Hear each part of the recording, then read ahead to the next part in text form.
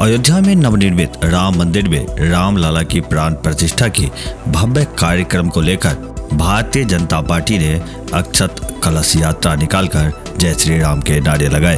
अक्षत कलश यात्रा मधेपुर के विभिन्न मार्गों से होकर निकाली गई, जहां राम भक्तों में गजब का उत्साह दिखा।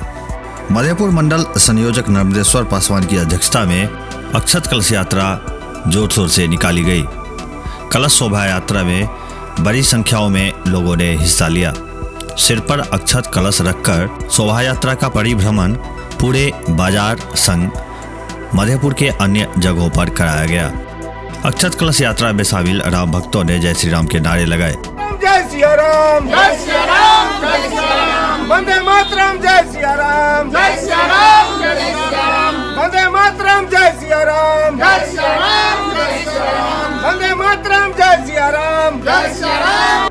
भाजपा जिला महामंत्री दीपक कुमार झा ने बताया कि अक्षत कलश यात्रा के जरिए अयोध्या में रामलला की प्राण प्रतिष्ठा कार्यक्रम का न्योता लोगों को दिया जा रहा है। हर घर में अक्षत चावल और श्री राम के चित्र दिए जा रहे हैं। लोगों में इस कार्यक्रम को लेकर बड़ा उत्साह दिख रहा है।